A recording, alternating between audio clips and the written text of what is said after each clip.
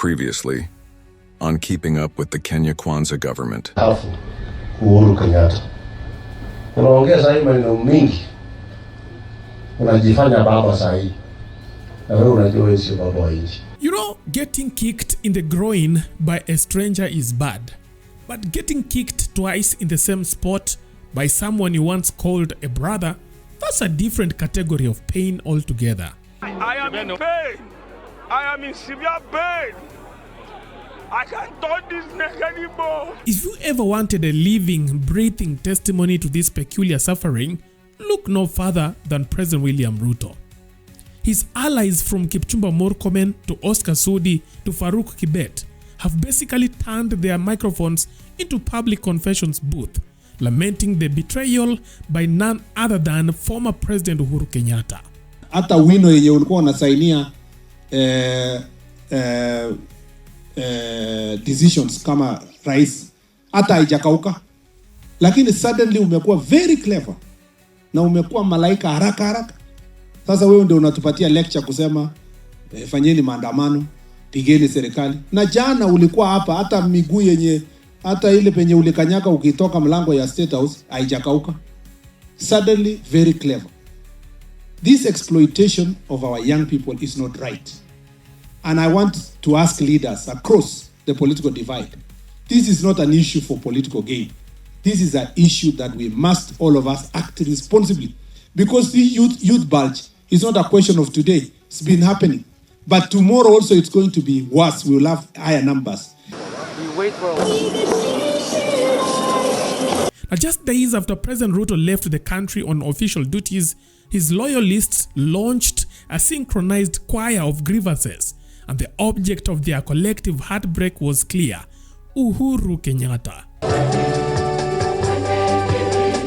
Do not have any misguided thought that there's anybody who is coming to save you. Uhuru Kenyatta. Ni heshima kubwa ndugu yako William Ruto alikufanyia. Bila kuambia wa Kenya kenye ilifanyika kwa serikali yako. Unaongea sahi maneno mingi. Unajifanya baba sahi. Na wewe unajua wewe sio baba wa nchi. Wewe ni mtu ulichukua loan yenye Kenya italipa miaka 40. Wewe ni mtu ulitoka pale kwa serikali, uliwacha $1 million kwa account ya serikali. Wewe ni mtu unajua ile ulifanya yote. Lakini ndugu yako William Ruto amekuheshimu sana. Kile siku ya Gen Z ulikuwa unaongea unaambia Gen Z sijui nyinyi ndio mtafanya nini hapo katika taifa lake. Jana vile umetoka kuinsight vijana. Nataka tukwambie Uhuru Kenyatta. Siko nataka kuongea kuhusu wewe tena kwa sababu nilikwambia kutosha wakati ile. Lakini kwa sababu wewe ni mtukutu. Na wewe ni mtu unajifanya. Kwa sababu uheshimu wa Kenya wengine. Uko na arm of us unafikiria hii nchi inafaa tu bali kwa mfalme kama wewe na Moi na wengine. Nataka nikwambie Uhuru Kenyatta, funga mdomo, enda kanisani, enda gym kwanza. Kwa sababu unaelekea mahali pabaya. Wachana na hii nchi William Ruto aendeshe. Tafadhali. Kwa heshima kubwa tunakuomba Rais Uhuru Kenyatta. Kwa heshima vile tumekuheshimu. Vijana wetu walikuwa na nafasi ya kutafutia kazi. Vijana wetu walikuwa na nafasi ya kujenga factories. Ulifanya tutaki kusema tafadhali heshimu nchi, heshimu viongozi wengine.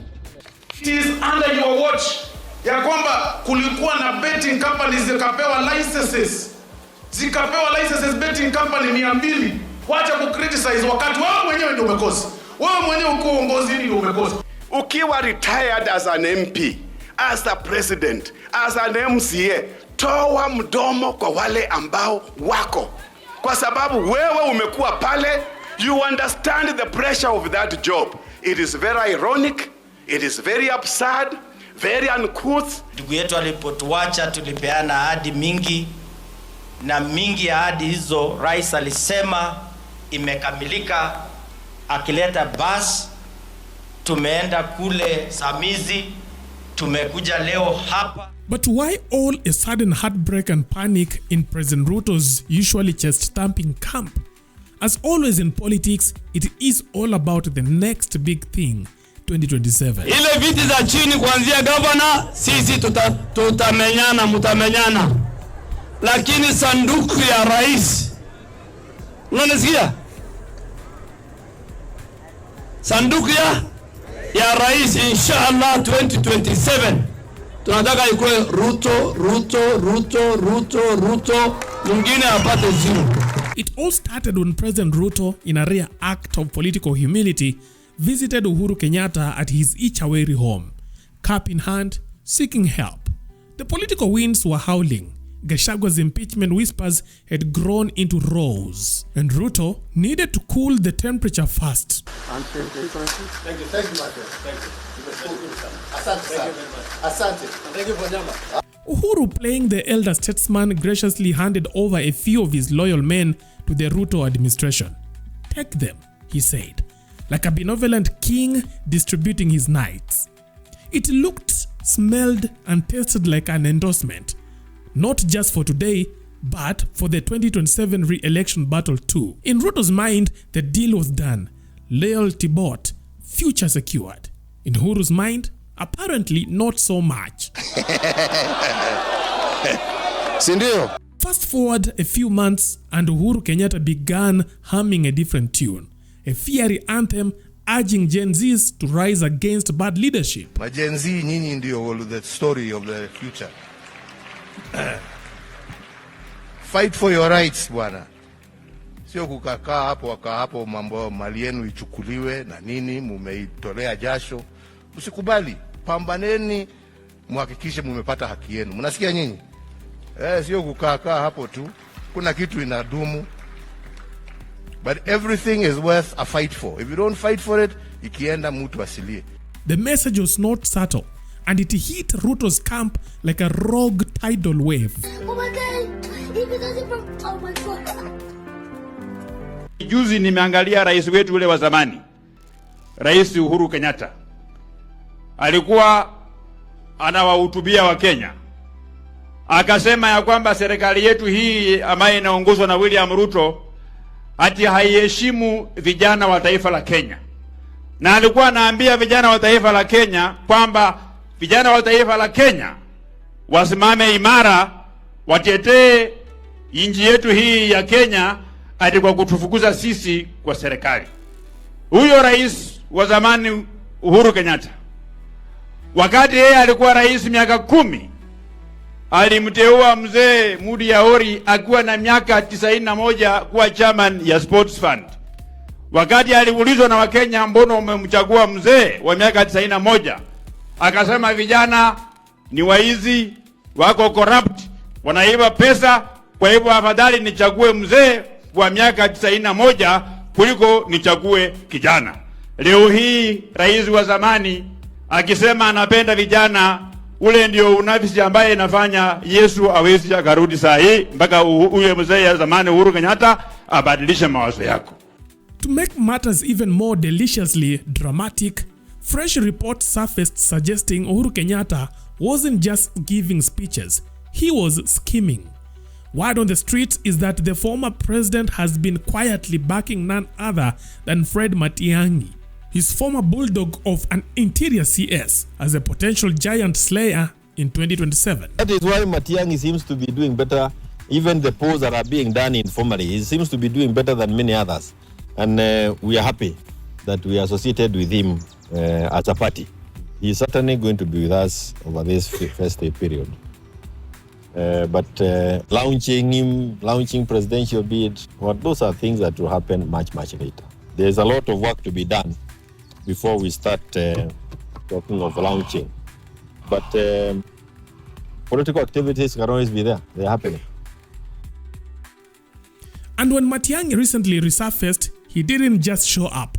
He was practically crowned by the public as the chosen one to take on President Ruto. In short, Ruto thought he had bought himself an endorsement. Instead, he bought a time bomb.